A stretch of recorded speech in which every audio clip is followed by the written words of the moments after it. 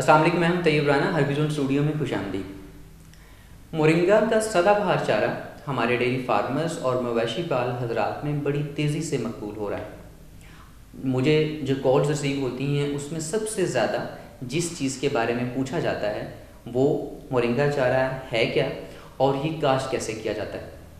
तो मैंने सोचा कि इसके ऊपर एक ऐसा वीडियो अपने फार्मर्स को दिया जाए जिसमें सारी इन्फॉर्मेशन हो और जो वो आसानी से ले सकें। वीडियो में आगे बढ़ने से पहले मैं आपको बताऊं कि अगर आपने अभी तक हमारा चैनल हर्बिजोन स्टूडियो सब्सक्राइब नहीं किया तो वीडियो के नीचे रेड कलर का बटन सब्सक्राइब का उसको प्रेस करें और उसके साथ ही बेल आइकन को भी प्रेस कर लें ताकि आने वाली हर वीडियो मोरिंगा के हवाले से हर वीडियो आप तक पहुँच सके। मोरिंगा बेसिकली एक सदाबहार चारा है जो कि एक साल में 5 से 6 कटाइयाँ देता है। ये एक दफ़ा काश्त करना पड़ता है और ये 6-7 साल तक प्रोडक्शन देता रहता है। वैसे मोरिंगा पौधे की लाइफ तो 39 साल तक है, लेकिन 6-7 साल तक इसकी कमर्शियल वायबिलिटी है। उसके बाद इसकी प्रोडक्शन कम हो जाती है तो फिर उसको दोबारा से जो है ना वो काश्त किया जाता है। तो ये एक मतलब सदाबहार चारा है। मोरिंगा डेयरी फार्मर्स के लिए, मिल्क प्रोडक्शन के लिए या गोश्त की पैदावार बढ़ाने के लिए स्पेशल कैसे है। हमारे डेयरी सेक्टर में हमारा जो डेयरी न्यूट्रिशनिस्ट है या फिर डेयरी फार्मर है वो हर वक्त इस मत में होता है कि ऐसे लो कॉस्ट सोर्सेज लिए जाएं जो उसको protein, energy, calcium, minerals, vitamins जो है ना वो प्रोवाइड कर सकें। तो मोरिंगा ओलिफेरा को अगर चारे के तौर पर काश्त किया जाए तो ये सारी की सारी ग़िज़ाइयत उसको एक चारे से मिल जाती है। मोरिंगा ना सिर्फ ग़िज़ाइयत फराहम करता है बल्कि दूध की पैदावार बढ़ाने के लिए इसमें कुछ ऐसे इंग्रेडिएंट भी हैं, ऐसे बायो कंपाउंड्स भी हैं जो कि दूध पैदा करने की कैपेसिटी को इन्हेंस करते हैं। हमारे यहाँ डेयरी फार्मर्स में सबसे ज़्यादा लगाया जाने वाला चारा वो मकई है। मकई में 8 से 10% प्रोटीन होती है, जबकि मोरिंगा के ताज़ा पत्तों में, सब्ज़ पत्तों में 16% प्रोटीन होती है। और प्लस इसके अंदर एनर्जी का बहुत अच्छा ये सोर्स है। इसके अंदर कैल्शियम की बहुत अच्छी मकदार है जो कि दूध की पैदावार और जानवर को अपनी सेहत के लिए रोज़ाना की बुनियाद पर चाहिए होती है। प्लस इसके अंदर तमाम विटामिन्स और मिनरल्स बहुत अच्छी क्वांटिटी में मौजूद हैं। मिनरल्स में जिंक, आयरन, मैग्नीशियम, फास्फोरस बहुत अच्छी क्वांटिटी में मौजूद हैं जो कि आम डेयरी फार्मर चूँकि जानवर को इसकी कमी होती है जिससे दूध की पैदावार में जो है ना वो कमी आती है तो वो अपने डेयरी मिनरल्स हैं वो ख़रीद के मतलब अपने जानवरों को इस्तेमाल करवाता है। अगर हम मोरिंगा चारा रोज़ाना अपने जानवरों को खिलाएं तो ये जो डेयरी मिनरल्स की कमी है और ये जानवर को नहीं होती और वही हम अपनी मतलब बजाय हर महीने हम जो है ना वो पे करके वो मिनरल्स अपने जानवर को दें, वही मिनरल्स हम मोरिंगा चारे से जो है ना वो जानवर को दे सकते हैं।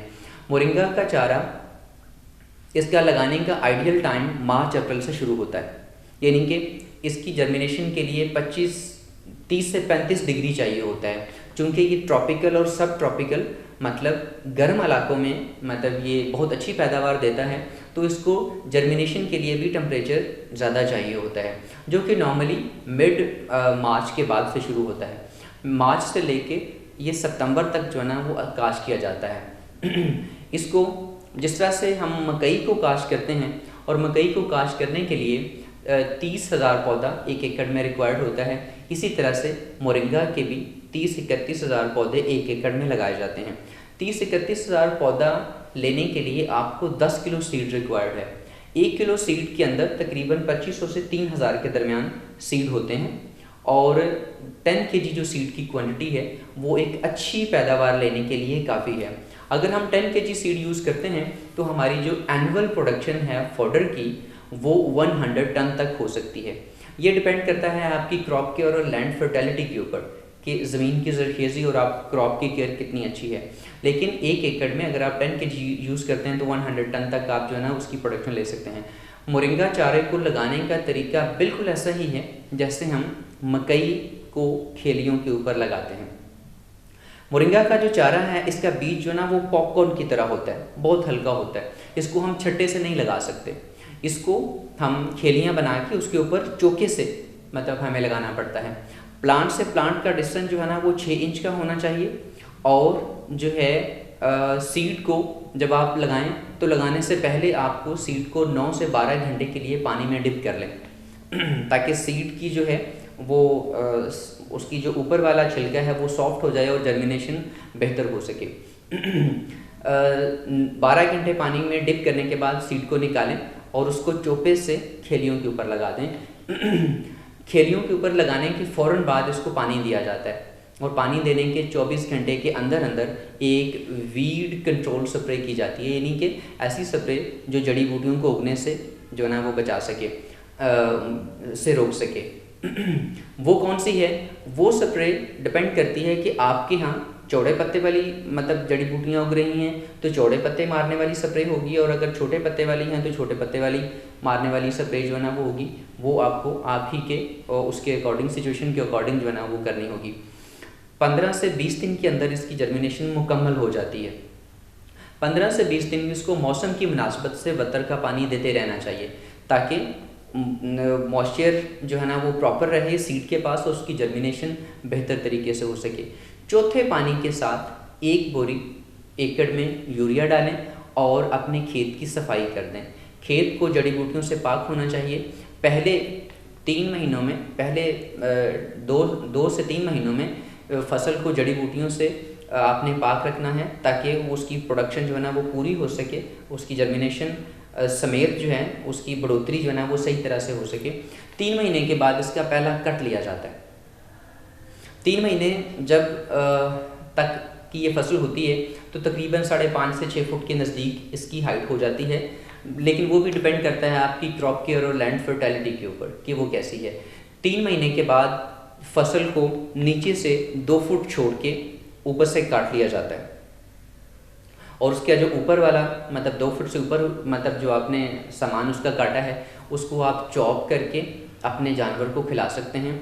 इसको खिलाने का कोई स्पेशल नहीं है, यही ऊपर से आपने काटा हुआ सब्ज़ चारा आम टोके में कुतर के दूध से चारे के साथ, साइलेज के साथ, तूड़ी के साथ मिक्स करके आपको खिला सकते हैं। एक चीज़ याद रखने की है कि मोरिंगा एक रेगुलर फॉडर नहीं है, मोरिंगा एक सप्लीमेंट फॉडर है। इसको जानवर की खुराक का 4था या 5वां हिस्सा खिलाया जाता है। तो एक गाय ऑन एवरेज अगर 30 किलो रोज़ाना वो सब्ज़ चारा खाती है तो उसकी 30 किलो का 4था या 5वां हिस्सा उसको 24 घंटे के अंदर आपने सब्ज़ चारा देना है, जिससे ये होता है कि उसको जो रोज़ाना की रिक्वायर्ड प्रोटीन, एनर्जी या फिर कैल्शियम की जो अच्छी मिकदार हम उसको दे रहे होते हैं। तो मोरिंगा को एक सप्लीमेंट फॉडर के तौर पर जो है ना वो आप काश किया जा सकता है। इसके बाद अगला जो पहला लॉट 3 महीने के बाद आप इसका कट ले लेंगे और उसके बाद हर 1.5 से 2 महीने के बाद इसकी कटिंग्स चलती रहती हैं और ये थ्रू आउट द ईयर चलती रहती हैं। सो मोरिंगा को काश करने के लिए कोई स्पेशल मतलब रिक्वायर्ड नहीं है, इसको बिल्कुल ऐसे ही काश किया जा सकता है जैसे हम मकई काश करते हैं। मोरिंगा एक चूँकि खुश्क इलाके का पौधा है, ये कम ज़रखेज़ और कम पानी वाली ज़मीनों में भी अच्छी पैदावार देता है।